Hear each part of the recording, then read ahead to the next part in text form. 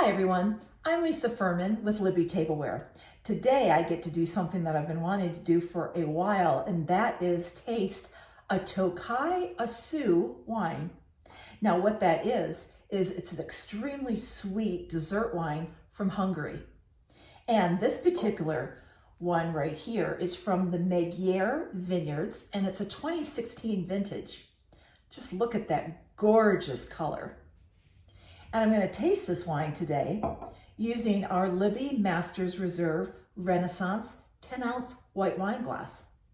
Now for dessert wines, you can use anywhere between an 8 to a 10-ounce white wine glass, or maybe even a dessert wine glass.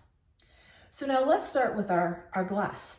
And let's talk about first our flat foot of our Masters Reserve glasses, and then our foot stem connection and why a strong connection is so important in a wine glass. First, let's talk about our flat foot. And it's just that, it's completely flat. And what this does is it helps add stability in the wine glass. And that's important for when we have multiple glasses, let's say at a wine tasting or at a wedding, perhaps even on top of a bar. We definitely don't want glasses toppling over onto each other. Now, when it comes to a strong foot stem connection, as well as a seamless transition into the bowl, this is important for many reasons. First, when we're drinking wine, we always want to hold the glass by the stem.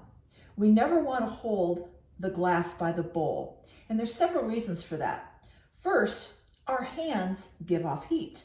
So when we are holding the bowl of a wine glass, that is going to heat up that wine glass and in turn heat up the wine, changing the characteristics of that wine. Also too, our hands give off certain scents, meaning whether that might be the soap we use to the lotions, sometimes even perfumes on our hands.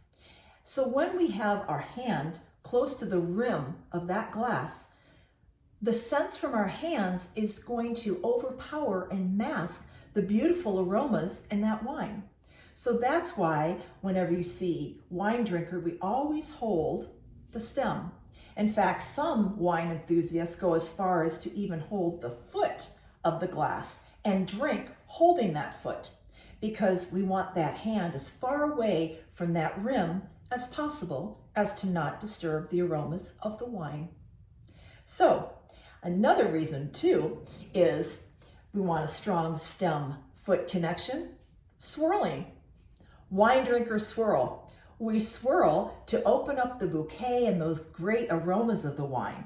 We swirl when we're holding the wine in the air, and we swirl when the glass is on the table. We take our hands, we put them over the foot of that glass, and we swirl this way. Another reason why it's so important to have a very strong foot stem connection. So let's go on to our beautiful Tokai, or as King Louis XIV of Hungary called it, the elixir of the gods, or liquid honey. Now, when we make a Tokai is made with a very thick skin white grape called Furment. It's a very late harvest grape, meaning the grapes are left on the vine for as long as possible to really make those grapes nice and extra ripe. And if you followed me the last time for my video on Pinot Noir, and I was talking about the botrytis fungus and how it can negatively impact the Pinot Noir grape, well, with the Tokai wines, we want the botrytis fungus to get on those grapes. Because when that happens, the fungus impacts the grape to dehydrate the grape, turning the grape basically into a berry. So when that happens, it concentrates, it like accelerates the concentrated sugars in those grapes and the acids in the grapes, making that grape extremely sweet, or I should say the berries extremely sweet. So in turn makes a very, very sweet wine. And when that happens, it brings on gorgeous stone fruit flavors of apricot, nectarine, peach even. And with a Tokai, since the residual sugars are so high in a Tokai wine, and it's a very high acidic wine, that means it ages beautifully. It ages for a very long time. And the longer a wine ages, the more it takes on what we call tertiary flavors. And with a Tokai, you can get tertiary flavors of nut, cinnamon, sometimes even orange marmalade. Just absolutely delicious. So let's go ahead and taste. And real quick, on a note of Tokai wines, they pair very well with chocolate after a meal or maybe fresh fruit. So let's look at this wine. And first of all, you really don't even really need to swirl the wine, because a Tokai wine, especially a Tokai Assur, is so aromatic. I can literally smell it from here. Beautiful aromas. Okay, let's taste.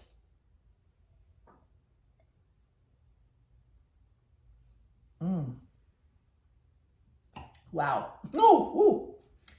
That, I can taste the sweetness immediately. It hits your palate like, whoa. It is delicious. Wow. You serve this wine at your dinner party for your guests, you will not disappoint. This is delicious. Let's have another taste. Whoa, I love this wine. And a note about Tokai wines on the label. When you see a Tokai wine and you see the word Patronus, or I should say Pitonios, I was pronouncing it wrong, Pitonios. It might say 4 Pitonios, it might say 5 Pitonios, maybe even 6 Pitonios. This one here is a 5 Pitonios Tokai. Now the word Pitonios means a unit of measure, basically telling you how much sugar, residual sugar, is in this wine. So a 5 Pitonios Tokai is roughly a little over 100 grams of sugar in this wine. So pretty decadent. I would definitely recommend this. Delicious. So follow me next time, everyone, when I'm going to be talking about the various sparkling wines and which wine glass is appropriate for each wine. Bye for now.